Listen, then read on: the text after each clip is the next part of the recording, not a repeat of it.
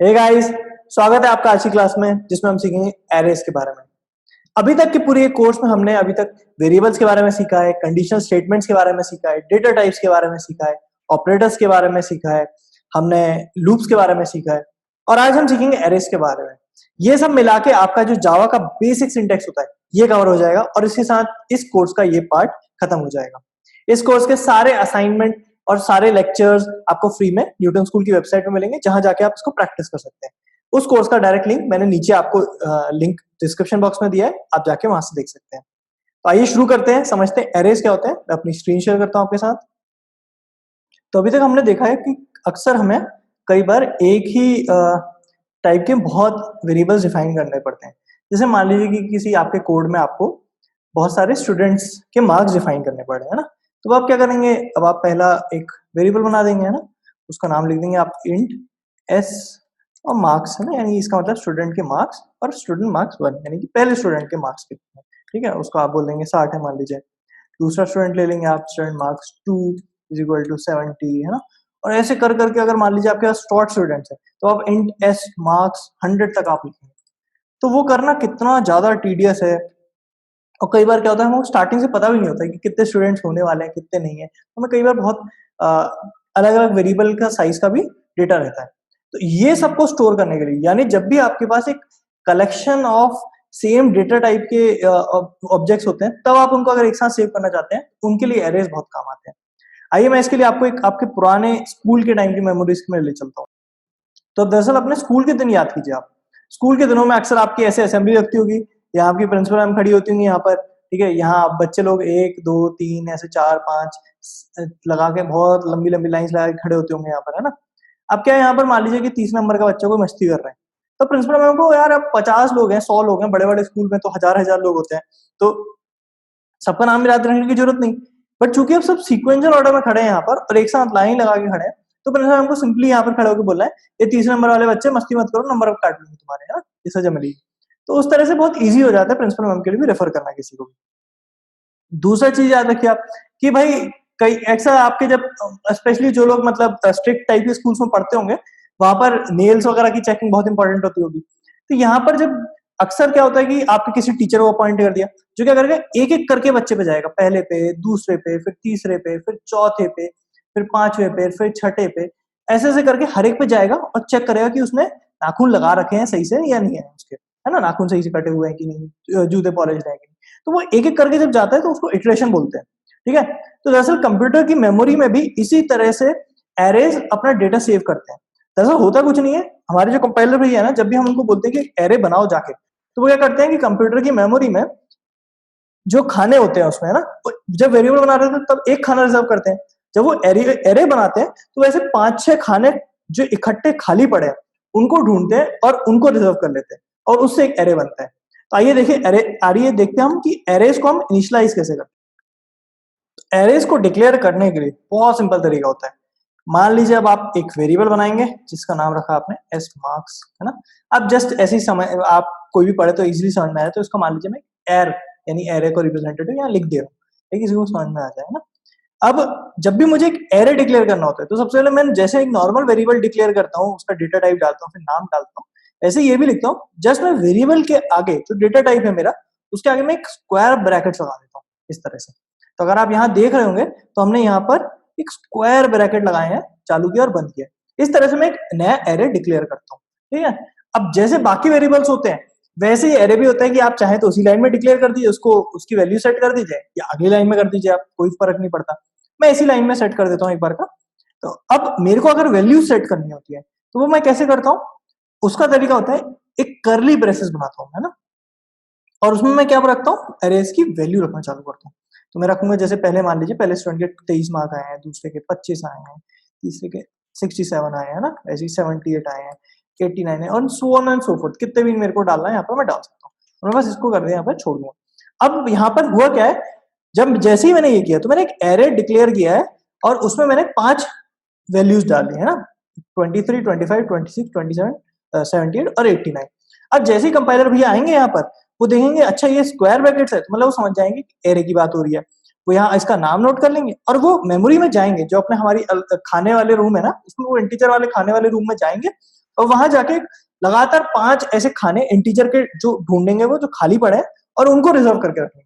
वो 5 ही खाने रिजर्व करेंगे, ध्यान रखिएगा ना, तो 5 खानों को ब्लॉक कर देंगे और उनमें ये वैल्यूज रख देंगे।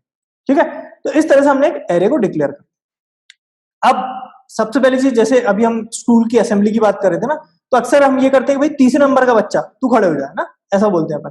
तो वैसे अगर मुझे यहाँ पर तीसरे नंबर का एलिमेंट एक्सेस करना है तो मैं क्या करूंगा, उसके लिए बहुत सिंपल तरीका होता है। बट उससे पहले एक चीज समझनी पड़ेगी, जैसे हमारे रियल वर्ल्ड में क्या होता है, हमारी नंबरिंग जो होती है 1 2 3 4 से स्टार्ट होती है ना, first student, second student, third student. थोड़ा प्रोग्रामिंग की दुनिया में और स्पेशली जावा की दुनिया में थोड़ा अलग होता है। हमारी नंबरिंग जो होती है वो 0 से स्टार्ट होती है। इसका मतलब क्या हुआ, जो हमारा पहला ये डेटा है जो एरे के अंदर, उसका जो इंडेक्स है, इंडेक्स यानी कि उसकी पोजीशन क्या है विद इन द एरे, वो 0 है ना, यानी 0th पोजीशन पे। दूसरा जो है वो फर्स्ट है, तीसरा सेकंड है, फोर्थ जो है वो थर्ड है, और फिफ्थ जो है वो फोर्थ है। तो 0 से हमारी पोजीशन चालू होती है, धीरे धीरे करके इंक्रीमेंट होती है। तो हमेशा ध्यान रखिए, जो एरे का साइज है, मान लीजिए अगर एरे का साइज आपका n है, तो जो लास्ट एलिमेंट की इंडेक्स होगा वो होगा n-1, और फर्स्ट एलिमेंट का इंडेक्स हमेशा 0 होगा। तो आइए मैं बस एक पहला आपको प्रिंट कर देता हूं यहाँ पर। तो मैंने लिया एरे और मैंने अब इसमें इसका सेकंड एलिमेंट मुझे प्रिंट करना है, तो मैं कैसे करूंगा, तो मैं उसके लिए 1 यूज करूंगा। तो मैंने 1 इंडेक्स लिखा है यहाँ पर, क्योंकि ध्यान रखिए 0 से इंडेक्स चालू हो रहा है ना, और मैं इसको प्रिंट कर दूंगा। और जब मैं इसको चला के देखूंगा तो जो मेरा सेकंड एलिमेंट यानी 25 है, वो मुझे यहाँ पर इस तरह से दिख जाएगा। तो दरअसल होता क्या है यहाँ पर, कि जब मैं एस मार्क्स एरे और उसके आगे मैं एक स्क्वायर ब्रैकेट लगाता हूँ और उसके अंदर एक नंबर डालता हूँ, है ना, तो दरअसल वो नंबर, वो कंपाइलर भी ये समझ जाते हैं कि आप उस इंडेक्स, उस नंबर को रिप्रेजेंट करने वाला इंडेक्स का जो डेटा है उसको आप एक्सेस करना चाह रही हैं या उसमें कुछ सेव करना चाह रहे हैं। तो जैसा मैंने पहले भी बताया था आपको कि ये दरअसल हमारा एक सेट ऑफ एक वेरिएबल्स है ना, यानी कि जो हमारी कंप्यूटर की मेमोरी है उसमें हमने 5 इंटीजर जो लगातार एक साथ रखे हुए हैं खाने उनके, उनको रिजर्व कर लिया है। अगर मुझे दूसरे नंबर का खाना एक्सेस करना है तो मेरा जो इंडेक्स 1, यानी कि क्योंकि इंडेक्स 0 से स्टार्ट हो रहा है, तो हमारा उसको हमें इस तरह से एक्सेस करना पड़ेगा। तो हमें एरे का नाम लिखना रहेगा और उसके आगे स्क्वायर ब्रैकेट लगा के जो भी हमें इंडेक्स चाहिए वो हम एक्सेस कर सकते हैं। तो हम इसको इस तरह से प्रिंट करके देख सकते हैं। अब मान लीजिए कि मैं अगर कोई ऐसा एलिमेंट इंडेक्स एक्सेस करना चाहूँ जो मेरी एरे लेंथ से बड़ा है, तो क्या होगा, मुझे एरर मिलेगा, है ना। उसके लिए मैं क्या कर सकता हूँ, यहाँ पर मैंने मान लीजिए यहाँ पर 6th एलिमेंट डाला जो कि मेरे को एरर देगा। तो इसने क्या बोला मेरे को एरर देते हुए, array index out of bound exception, array index out of range. ध्यान रखिए इस तरह से अगर आप कोई भी एलिमेंट एक्सेस कर रहे हैं ना जिसका इंडेक्स एरे के साइज से ज्यादा है, तो वो आपको एरर देगा। आइए मैं इसको वापस ऑन कर देता हूं।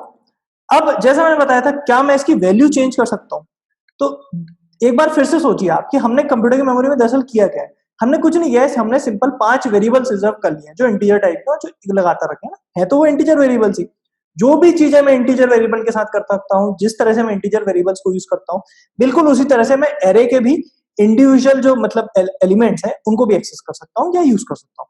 तो मान लीजिए मेरे को सेकंड जो मेरा वैल्यू है, यानी जो 25 स्टोर्ड है जहाँ, उसको मुझे चेंज करना है और उसकी जगह मुझे 100 रख देना है। मान लीजिए 100 नंबर आ गया, तो उसको मैं कैसे करूंगा, तो मैं यहाँ सिंपली लिखूंगा, ये वेरिएबल बेसिकली ये हो गया मेरा, और अब मैं इसमें 100 सेव कर दूंगा।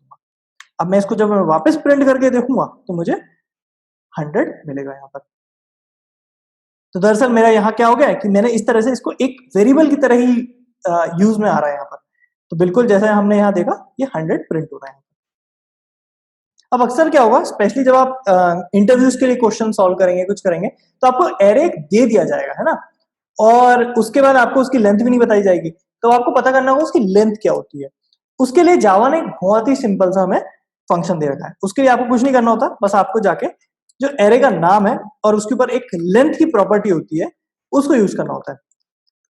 अभी के लिए बस आप इसको इस तरह से यूज करेंगे तो आपको समझ में आ जाएगा कि उसका लेंथ मिल रही है हमें। आपको इसके ये डॉट लगा के हमने इस तरह से लेंथ क्यों लिखी है, इसका क्या मतलब होता है, जब ऑब्जेक्ट ओरिएंटेड प्रोग्रामिंग के बारे में पता करेंगे तब इसके बारे में बताएंगे। बट अभी के लिए आप ये समझ लीजिए कि ये एरे की एक प्रॉपर्टी है, ठीक है। आप जैसे यहाँ देख सकते हैं हमने 5 प्रिंट हुआ है, तो क्योंकि हमारा एरे का जो लेंथ है वो 5 है। स्टार्टिंग में भी मैंने बताया था, आपको एग्जांपल दिया था स्कूल वाला, जिसमें आप लाइन में खड़े हुए हैं, प्रिंसिपल एक एक करके फर्स्ट सेकंड थर्ड फोर्थ सब बच्चे अपने अपने नाम लो, है ना। इस तरह से एक तरह से हर बच्चे पे जाके इटरेट कर रहे हैं प्रिंसिपल साहब, मान लो। तो अगर हमको एरे के हर एलिमेंट पे इटरेट करना है, जो कि सबसे ज्यादा एक कॉमन यूज केस होता है हमारा, वो करना है, तो वो हम कैसे कर सकते हैं? तो इटरेट किया हमें, तो इसका मतलब समझ गए आप अभी तक कि हमें लूप का यूज करना है। तो आइए हम यहाँ पर एक फॉर लूप का यूज करेंगे, जिसका हमने पिछली क्लास में भी सीखा था। अगर आपको रिवाइज करना है तो एक बार आप जाके रिवाइज कर सकते हैं। हम यहाँ एक वेरिएबल डिक्लेयर कर देंगे जो कि हमारा इंडेक्स को रिप्रेजेंट कर रहा है, int i is equal to 0। मैंने पिछली क्लास में भी आपको बताया था, हम i इसलिए यूज करते हैं क्योंकि वो इंडेक्स या इटरेटर का बेसिकली सिंबॉलिक है ना। फिर उसके बाद हमें क्या बताना है, आई कहां तक जाना है। तो अब प्रिंसिपल साहब है, तो वो पहला बच्चा, दूसरा बच्चा, तीसरा बच्चा, चौथा बच्चा, पांचवा बच्चा ना, तो 5 तक जा रहे हैं। तो रियल वर्ल्ड में तो वो i is less than equal to 5 तक जाएंगे, बट हमारे केस में हमको पता है कि इंडेक्स जो है हमारा वो 0 से स्टार्ट होता है। तो इस केस में हम क्या करेंगे, 4 तक जाएंगे, क्योंकि हम एक लेस तक जाएंगे ना। तो हम i is less than equal to 4 तक जाएंगे, और उसके बाद हम हर बार जब लूप खत्म हो रहा है तो अगले बच्चे पे मूव करेंगे। यानी आई अगर पहली बार में 1 है तो दूसरी बार में 2 होना चाहिए, और हम बस यहाँ पर इसको प्रिंट कर देंगे। इसको प्रिंट करने का सिंपल, अगर मेरे को ith पोजीशन पे जो एलिमेंट है, जो मेरा वेरिएबल है, उसको एक्सेस करना है, तो उसके लिए मैं सिंपल वही स्क्वायर ब्रैकेट्स लगाऊंगा मैं, और उसके अंदर मैंने जो पहले नंबर लिखे थे उसकी जगह मैं एक वेरिएबल लिख दूंगा। ठीक है, मैंने यहाँ आई लिख दिया। यहाँ कोई भी वेरिएबल लिखेंगे जो इंटीजर होल्ड करता हो तो ये चलेगा। ठीक है, यहाँ पर आप नंबर की जगह आप एक वेरिएबल भी दे सकते हैं, और वो डायनेमिकली उस वेरिएबल में जो वैल्यू है उसके करस्पॉन्डिंग जो हमारा एरे का इंडेक्स है उसमें जो वैल्यू सेव्ड है वो उसको लाके दे देगा यहाँ पर। तो आइए इसको चला के देखते हैं हम। और अब जैसा देख सकते हैं 23, 100, 67, 78, 89, हम यहां तक चले गए। अब इसकी जगह में, अभी हमने देखा कि हमने सारे एलिमेंट्स प्रिंट कर दिए मैंने, लेकिन यहाँ जो लेंथ दी है मैंने खुद से बताई है। बट अक्सर ऐसा होगा कि आपको वेरिएबल एरे की लेंथ नहीं पता होगी पहले से, है ना। तो उसके लिए आप क्या कर सकते हैं यहाँ पर, तो जैसा मैंने यहाँ भी आपको बताया था ये वेरिएबल के बारे में, s marks डॉट लेंथ, ये जो प्रॉपर्टी है इसी का यूज करेंगे हम। बट क्या हम इसको s marks एर डॉट लेंथ, अब क्या मैं इसको, लेकिन अगर डॉट लेंथ तक चलाऊंगा तब क्या होगा मेरा, है ना। तो पहला मेरा स्टार्ट हो रहा है 0 से, फिर मेरा आ रहा है 1, फिर 2, फिर 3, फिर 4 तक तो सही है। जब मेरा 5 आया तब भी क्या मेरा लूप चलेगा? तो बिल्कुल चलेगा, क्योंकि हमारी s marks डॉट लेंथ है 5, है ना। तो हमको दरअसल लेकिन 4 तक ही चलाना है, तो हम हमेशा एक -1 कर देंगे यहाँ पर। तो s marks डॉट लेंथ -1 तक चले, यानी 5 - 1 इज इक्वल टू 4 तक चले। तो अब हम इस तरह से चलाएंगे जब इसको, तो हमारा रिजल्ट जो है बिल्कुल सेम आएगा। अब मैं मान लीजिए इसमें एक एलिमेंट्स बढ़ा दूं, यहाँ पर इस 89 के साथ साथ मैं 99 डालता हूँ, फिर 98 डालता हूँ, मैंने 7 का बना दिया। अब मुझे अपने प्रोग्राम में कुछ भी चेंज करने की जरूरत नहीं है, मेरा एरे जैसे ही मैंने चेंज किया उस हिसाब से ऑटोमेटिकली बाकी भी प्रिंट हुआ, क्योंकि मैं इसको जो उसकी लेंथ है ना, वहां तक लेके गया।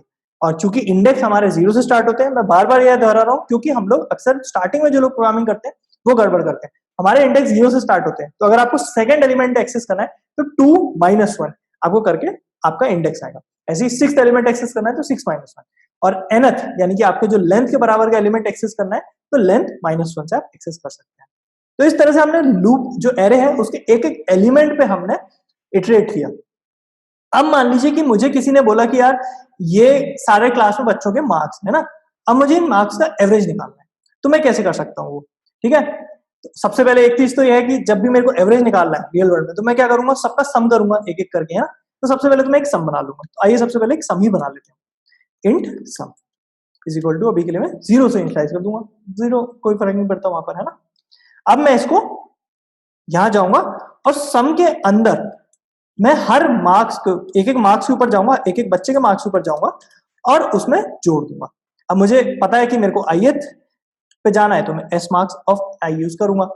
जब मैंने ये यूज किया तो मैं हर बार क्या कर रहा हूँ, मार्क्स में जोड़ते जा रहा हूँ। तो सम जो है मेरा, उसी वेरिएबल में मैं सारे मार्क्स एक एक करके जोड़ते जा रहा हूँ, जैसे अपन माइंड में भी करते हैं। अगर आपके सामने नंबर दिए जाए, आपको बोला जाए, तो आप एक जोड़ेंगे, फिर दूसरा उससे जोड़ लेंगे, वो सेव करेंगे, फिर तीसरा पकड़ेंगे, फिर उसमें जोड़ेंगे, फिर अपने माइंड में सेव करेंगे। तो वैसा करेंगे, वैसे ही प्रोग्रामिंग की दुनिया में भी आप करते हैं। तो आइए इसको चला के देखते हैं हम। जब हम इसको चला के देखें, तो हमने अभी कुछ प्रिंट नहीं किया है, तो आइए अब हम इसको प्रिंट भी कर लेंगे यहाँ पर।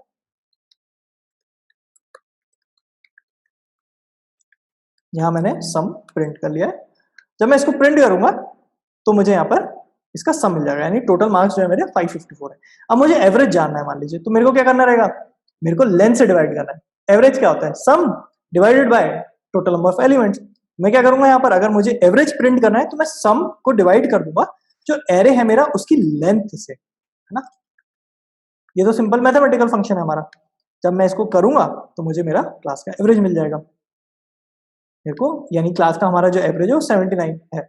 तो इस तरह से हमने एवरेज भी निकाल लिया। तो दरअसल इंटरव्यूज के लिए क्वेश्चन तैयारी में कंप्यूटर प्रोग्रामिंग में एरेज बहुत ज्यादा यूज होने वाले हैं। स्पेशली एरेज और लूप्स का कॉम्बिनेशन करके आप मैजिक कर सकते हैं, आप दुनिया भर की चीजें कर सकते हैं, और वो सीखेंगे भी अपन उनके बारे में। आप जैसे आप एक रियल वर्ल्ड का एग्जांपल याद कीजिए कि आप जब लाइन में खड़े होते थे तो अक्सर आपके प्रिंसिपल भी आपको बोला करते थे सब लोग हाइट वाइज शॉर्ट होकर खड़े हो जाओ, है ना। तो दरअसल आप पूरे एरे को एक सॉर्ट करने चाह रहे हैं एक हाइट के हिसाब से ना, किसी भी नंबर के हिसाब से, तो हम सॉर्टिंग का भी बहुत यूज करते हैं।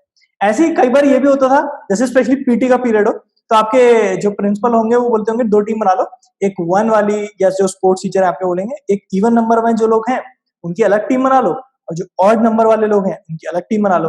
तो प्रिंसिपल क्या करेंगे, बोलेंगे सब लोग बच्चे चालू हो जाओ और 1 2 3 4 सब अपने अपने नाम लो, 1 वाले एक जगह आगे खड़े हो जाओ। तो इस तरह से क्या हो रहा है, वो सिलेक्टिवली आप क्या है सिर्फ इवन वालों को लेना चाह रहे हैं या सिर्फ ऑड वालों को लेना चाह रहे हैं, या 3 के मल्टीपल्स को आप लेना चाह रहे हैं, 3 और 5 के मल्टीपल को लेना चाह रहे हैं। तो ये सारी चीजें आप एरे और लूप्स का कॉम्बिनेशन करके कर सकते हैं। आइए एक ऑड इवन का एग्जांपल मैं आपको दिखाता हूँ कि सिर्फ अगर हमें इवन वाले प्रिंट करने हैं तो हम कैसे कर सकते हैं। तो अभी तो दरअसल मैंने यहाँ पर सारे के सारे स्टार्टिंग से लेकर एंड प्रिंट कर दिए थे। मैं 0th एलिमेंट से चालू हुआ और मैं n माइनस 1th एलिमेंट तक गया, n यानी मेरा एरे का लेंथ हो गया, है ना। और मैं हर बार एक बढ़ा रहा हूँ, तो मैं पहले बच्चे पे गया, मेरे को अब दिमाग में है कि यार 0 यानी अभी पहला 0th बच्चा है ना, अब मुझे 1 पे जाना है, तो मैं एक काउंटर अपने माइंड में बढ़ा लूंगा। तो उसके लिए मैंने i प्लस प्लस किया, मैंने उस तरह से काउंटर बढ़ाया 1 से, फिर मैं अगले बच्चे पे पहुंच गया ना। अब मुझे दूसरे पे जाना है तो मैं उसके लिए एक और काउंटर बढ़ाऊंगा और फिर दूसरे बच्चे को जाकर एक्सेस करूंगा। व्हाट इफ अगर मुझे अपने में 0 के बाद सीधे सेकंड वाले पे जाना है, फिर सेकंड के बाद 4th वाले पे जाना है, फिर 6th वाले पे जाना है, इस तरह से मैं कैसे जा सकता हूँ। यानी अगर मुझे सारे ऑड एलिमेंट्स प्रिंट करने हैं, मान लीजिए ऑड एलिमेंट्स प्रिंट करने हैं सारे के, तो मैं कैसे कर सकता हूँ। तो मैं क्या करूंगा, हर बार जैसे मैं 1 बढ़ा रहा था उसके बजाय मैं जब 0 से स्टार्ट करूंगा और i प्लस प्लस की जगह i is equal to I plus 2 कर दूंगा मैं। तो 1 बढ़ाने के बजाय, यानी i प्लस प्लस जो होता है हमारा वो दरअसल i is equal to I plus 1 के बराबर होता है। यानी मैं i में जब खुद एक एलिमेंट ऐड करना चाह रहा हूं तो मैं i प्लस प्लस का इस्तेमाल करता हूं। तो i is equal to I plus 1 किया मैंने, तो यानी मैं हर बार 1 बढ़ा रहा हूं, बट मैं 1 बढ़ाने के बजाय इस बार मैं 2 बढ़ा दूंगा। यानी मैं 0 पे आया तो उसका मैं सीधे स्किप करके दूसरे पे पहुंच गया, फिर चौथे पे पहुंच गया, फिर मैं छठे पे पहुंच गया। तो इस तरह से करके मैं अलग अलग कर सकता हूँ। तो मैं इसको जब प्रिंट करूंगा तो यहाँ पर मेरा, अच्छा ये तो अभी सिर्फ सम का हो रहा है यहाँ पर, है ना। हम इसको हटा देंगे यहाँ से और यहाँ पर प्रिंट कर देंगे s marks of i।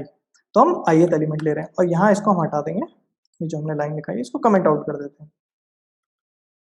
अब जब मैं इसको चलाऊंगा यहाँ पर तो आप देखेंगे यहाँ पर कि जो मैंने लेंथ प्रिंट की उसके बाद सिर्फ मेरे जो ऑड एलिमेंट है ना 23, 67, 89, 98 सिर्फ यही प्रिंट हुआ है। तो इस तरह से हम दरअसल लूप का जो कंडीशन है, जो हमारी इटरेशन की कंडीशन होती है, और एरेस का यूज करके बहुत तरह का अलग अलग परफॉर्म कर सकते हैं। आपको इस तरह के अलग अलग क्वेश्चंस असाइनमेंट में मिले हैं प्रैक्टिस के लिए, जिनका लिंक डिस्क्रिप्शन में है। और इस वीडियो के साथ ये कोर्स का ये वाला पार्ट यहीं पर स्टॉप होगा। अगर आपको ये कोर्स अभी तक पसंद आया तो आप जरूर से लाइक, कमेंट और शेयर कीजिएगा यूट्यूब वीडियो पे, और अपने जो भी दोस्त प्रोग्रामिंग सीखना चाह रहे हैं उनके साथ जरूर जरूर से शेयर कीजिएगा।